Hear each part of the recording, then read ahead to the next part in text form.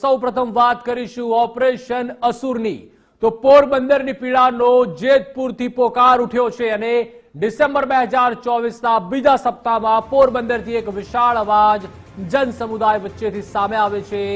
દરિયો બચાવો અને પર્યાવરણ બચાવો। ખારવા અને માછીમાર સમાજે આ વિરોધ શા માટે કર્યો હતો તેના મૂળિયા સુધી પહોંચવાનો ગુજરાત ફર્સ્ટે નિર્ધાર કર્યો હતો, જેનું પ્રમાણ 2025ના પહેલા દિવસે જ તમારી સામે અમે લાવ્યા છીએ।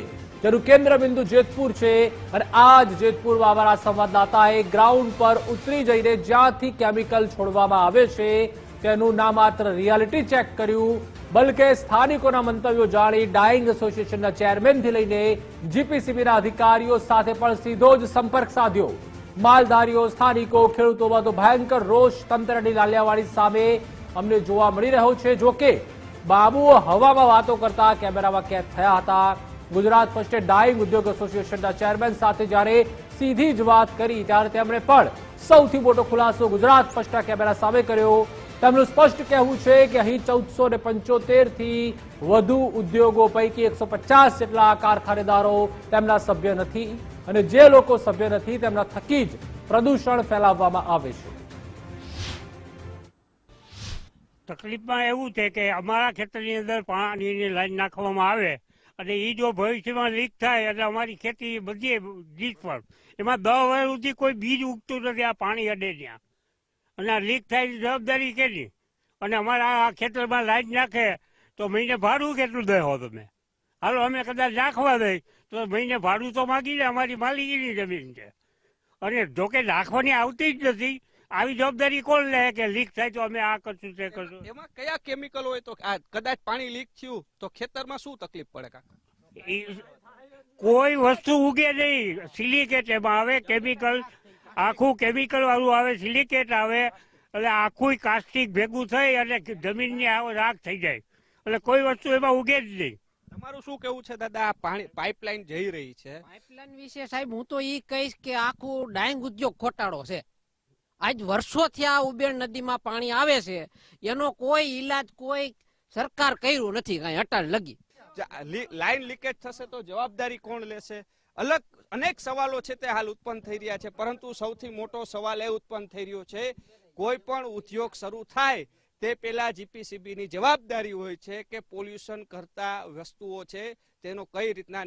પોરબંદરમાં વિરોધ અને જેતપુરની અંદર ગુજરાત ફર્સ્ટનું ગ્રાઉન્ડ ઝીરો રિપોર્ટિંગ।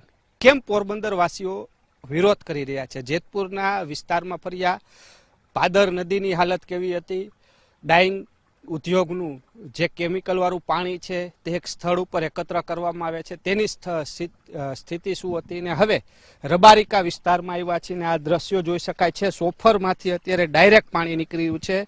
બે અલગ અલગ નમૂના પણ અમે લીધા કે કેવી પરિસ્થિતિ છે। જ્યારે અમે પાણી લીધું ને ત્યારે આંગળી અડી અને અત્યારે આ હાથ જો મારે એકદમ સફેદ થઈ ગયા છે, આંગળીયું સફેદ થઈ ગઈ તેવા દ્રશ્યો છે। જે રીતના પાણી ઉપરથી જ અંદાજો આવી જશે કે કેવી પરિસ્થિતિ આ પાણીની છે। અલગ અલગ બે પ્રકારના કેમિકલ વાળા પાણી છે તે અત્યારે પસાર થઈ રહ્યા છે। અમે આગળ પણ જાશું કે આ પાણી ક્યાંથી છૂટી રહ્યું છે ને આગળ ક્યાં ક્યાં નદીમાં, કારણ કે અમે પેલા છેડેથી એમ થયું કે લાવ ને આપણે આગળ સુધી જઈએ ક્યાં સુધી આ પાણી પસાર થાય છે, ક્યાંથી નીકળી રહ્યું છે, પરંતુ એમ થયું કે આ પાણીનું ક્યાંક નમૂના લેવા જોઈએ કે આપણે દેખાડી શકીએ। આ જો બે અલગ અલગ પ્રકારના પાણી છે, એક બ્લેક દેખાય છે, એકદમ કાળું જોવા મળે છે, ને બીજું સોફરની અંદર જે સોફર કહેવામાં આવે છે તેમાંથી પાણી, બંને કેમિકલ વાળા પાણી છે। અરે આ પાણી અડવાથી, કારણ કે મારી તો આંગળી બરવા જ માંડી છે, કારણ કે મેં ભર્યું ને મને થોડીક આંગળી બહરી, આનું શું કારણ છે?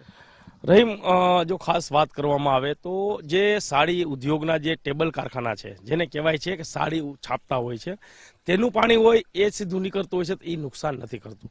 પરંતુ આ જે પાણી છે અત્યારે આપણે 3-3, 4-4 કલરમાં જોઈ રહ્યા છીએ એ સોફરનું પાણી છે અને સોફરનું પાણી છે એ કઈ રીતે વહી રહ્યું છે તમે જોઈ શકો છો। અને આ પાણીથી જમીન પણ બંજર બની જાય છે અને ખેડૂતોના ખેતરમાં પાક હોય તો પાક પણ નિષ્ફળ જાય છે। અંદરની જો વાત કરી તો માછીમારી ઉદ્યોગ છે, પ્રખ્યાત છે, પરંતુ જો હવે જેતપુરનું પાણી ત્યાં ઠલવાશે તો આ ઉદ્યોગ છે તે મરણ પથારીએ જવાનો છે તે 100% નક્કી છે। અત્યારે અમે પહોંચ્યા છીએ જેતપુર જીપીસીબી ઓફિસ, તેમના અધિકારી છે, તેઓની સાથે વાત કરશું। સર, પહેલા તો હું આપનું નામ જાણવા માંગીશ। હું આરવી ચૌહાણ, ઇન્ચાર્જ પ્રાદેશિક અધિકારી જીપીસીબી જેતપુર. સર, જેતપુરની જો વાત કરીએ તો કેટલા ડાઇંગ ઉદ્યોગ છે અને આપના તરફથી કયા પ્રકારની કાર્યવાહી અવારનવાર કે અત્યારે થતી હોય છે, શું કહો છો? અત્યારે જેતપુરમાં જે છે 1500 જેટલા કારખાના આવેલા છે. ત્યાં અત્યારે 2 સીટીપી છે, એક જેતપુરની અંદર છે અને એક ભાટગામમાં છે. ભાટગામમાં જે છે એ ઘાટનું જે આવે અહીંયા પ્રિન્ટિંગ થયેલું પાણી એનો છે અને બીજું જે લોકલ પ્રિન્ટિંગ થાય એનું છે સીટીપી. અત્યારે પોલ્યુશનની જો વાત કરીએ તો કેવી પરિસ્થિતિ છે જેતપુરની ને આસપાસના વિસ્તારોની? હજી લોકો ફિલ્ટર પ્લાન્ટમાં જ મૂકે છે કે પછી જાહેરમાં પણ ખુલ્લામાં હજી નાખી રહ્યા છે? એવું તો કે એમાં નથી. જાહેરમાં જે નાખી રહ્યા હોય એના માટે તો જે છે અવારનવાર ઓલરેડી ક્લોઝરોને બધું આવતું હોય છે, બરાબર, અને એને બોર્ડ જે છે એક્શન બી લેતું હોય છે. અત્યારે અમે અલગ અલગ વિસ્તારમાં ગયા, આ પાણી જાહેરમાં નાખવામાં આવે છે, અમુક નદીની અંદરથી લીધેલા છે, અમુક અલગ અલગ વિસ્તારોમાંથી. શું કેવું છે? એટલે એમાં જે છે એ કદાચ આમાં શું છે કે અમુક જે નગરપાલિકાની અંદર બી વિસ્તારમાં આવતા હોય છે. હવે નગરપાલિકાના જે વિસ્તારમાં આવતા હોય તો એનું જે પાણી જે હોય, અમે નગરપાલિકાને ઓલરેડી એક નોટિસ બી આપેલી છે કે ભાઈ તમારું આમાંથી જે ગંદુ પાણી જે છે એવા 4 અમે આઈડેન્ટિફાઈ બી કરેલા છે અને એમને નોટિસો બી આવેલી છે અને મેન્યુઅલમાંથી એના શું છે કે ઉભરાતા હોય છે. આ નગરપાલિકાને નથી, આ નદી કે નાળાની અંદર ડાયરેક્ટ સીધા જ યુનિટમાંથી જાય છે અને ભાદર નદીની અંદર પડે છે. અમુક છે કે જુનાગઢ જિલ્લામાં હવે નદીઓમાં પડવા માંડ્યું છે, ત્યાંથી પણ ભરેલા છે. આ તો તમે અમે આપજો, જે અમે ચોક્કસ કાર્યવાહી કરશું. અમે આપીએ તો જ તમે કરશો? અમે મોનિટરિંગ તો અમારું હોય જ છે, બરાબર છે. તમને કદાચ દેખાય સાહેબ, હું નદીની અંદર જઈને આવ્યો છું, ફીણ નીકળે છે, કેવું પાણી છે, તો આ કામગીરી તમારે કરવાની હોય છે. તમારી જોઈ તો પછી કેમ નથી થતું એનું? અમારે જે રેગ્યુલર મોનિટરિંગ એટલે અમારું એવું કોઈ ન હોય કે ભાઈ આ સ્ટ્રેચ છે, બરાબર. અમારે જ્યારે કોઈ ફરિયાદ આવતી અથવા તો અમે જે રસ્તે ફરિયાદ મળે તો જ. એવું નથી, રસ્તે નીકળતા હોય ને એવું કોઈ લાગતું હોય, બરાબર, સ્ટાફ આ બધું પાણી હું ગોતી શકતો હોય તો આપ કેમ નહીં? એમ એવું તો નથી. અમારો સ્ટાફ જે ગોતતો જ હોય છે અને અમે જે છે સમયાંતરે જે અમે ક્લોઝર અત્યારે બી જે છે 4 જણાને અમે ઓલરેડી મોકલેલા છે ક્લોઝરમાં. પ્રદૂષણ ફેલાય છે, આપ સ્વીકારો? ક્લોઝર પાછળનું કારણ એ જ થયું ને સર? જે કઈ નોન રૂલ્સ રેગ્યુલેશનમાં ન હોય એટલે અમારે જે હોય એક્શન લેવા પડતા હોય છે. કયા વિસ્તારમાં અત્યારે આ ક્લોઝર આપી છે? તો ઘણા બધામાં આવે છે. દેરડી રોડ ઉપરના છે, રબારિકા રોડ ઉપરના છે. એટલે સાહેબ, જે રીતના સાહેબ આ જોઈને તમને શું લાગે છે? આ પાણીને લઈને તમારું શું માનવું? તમે જે માનો છો તમારું માનવું. તમે તો અધિકારી છો એટલે આ જોઈને અંદાજો તો હું તો સામાન્ય માણસ તરીકે કહું કે આ પોલ્યુશન, કારણ કે ખેડૂતો કહી રહ્યા છે કે આ તો અમે વાપરી જ નથી શકતા, જો વાપરીએ તો ચામડી ખરાબ થાય, ખેતી બરબાદ થઈ રહી છે. બરાબર છે, સાચી વાત છે, બરાબર છે. તો જે રીતના વાત કરીએ, અધિકારીઓ જે ત્યાં દેખાવું એમને પણ જે ક્લોઝર નોટિસ અને નગરપાલિકાની વાત કરી રહ્યા છે, પરંતુ કાંઈક જે વિસ્તારની કામગીરી કરવાની હોય છે તેને લઈને પણ અનેક સવાલો છે તે ઉત્પન્ન થઈ રહ્યા છે. કેમેરા પર્સન કિશોર વાડોલિયા સાથે રહીમ લાખાણી, ગુજરાત ફર્સ્ટ, જેતપુર. પોરબંદરની અંદર જે રીતના જેતપુરની પાઇપલાઇનનો વિરોધ થઈ રહ્યો છે અને બીજી બાજુ ગુજરાત ફર્સ્ટ દ્વારા જે રિયાલિટી ચેક કરવામાં આવ્યું છે તેને લઈને ડાઇંગ ઉદ્યોગના એસોસિએશન છે તેમના પ્રમુખ જયંતિભાઈ છે, તેઓની સાથે વાત કરશું. હજી પણ જેતપુરની અંદર ખુલ્લામાં પ્રદૂષિત પાણી નાખવામાં આવે છે, ભાદર નદીમાં ઠલવવામાં આવે છે. હવે સવાલ બીજો, હવે તો જુનાગઢની નદી પણ ખરાબ થઈ રહી છે. જે તમે કરવા જુનાગઢ ત્યાં પણ હું જઈને આવ્યો, તમે કદાચ આ કપડાં જોતા હશો, હું નદીની અંદર જઈને આવ્યો છું, ભીના છે. તમને હું બોટલે દેખાડું કે કેવું પાણી હજી ખુલ્લામાં ને ભાદર નદીમાં ઠલવવામાં આવે છે. મેં એનું સેમ્પલ મેં લીધું છે.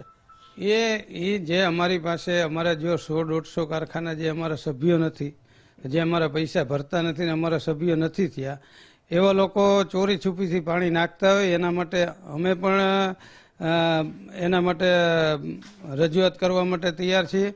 અમે પણ એ બંધ કરાવવા માટે તૈયાર છીએ. રહેવાનું જ છે એવું જ થયું ને? તો ના, હું એમ નથી કેતો રહેવાનું જ છે, એમ એ તંત્રને જોવાનું છે. તો અનેક સવાલો ઉત્પન્ન થઈ રહ્યા છે. આ પાણી છે તે પ્રદૂષિત છે તે પણ સ્વીકારી રહ્યા છે. ગુજરાત ફર્સ્ટે આ તમામ નમૂના અલગ અલગ સ્થળ અને નદીમાંથી લીધા છે કે ક્યાંથી જઈ રહ્યા છે. સૌથી મોટો જુનાગઢ જિલ્લાની અંદર નદી ને ત્યાં પણ હવે અનલીગલી ઘાટ બન્યાની વાત કરી રહ્યા છે. કોર્પોરેશન જેતપુર નગરપાલિકાની ભૂગર્ભ ગટરની અંદર પણ ઠલવવાનો સ્વીકાર કરી રહ્યા છે.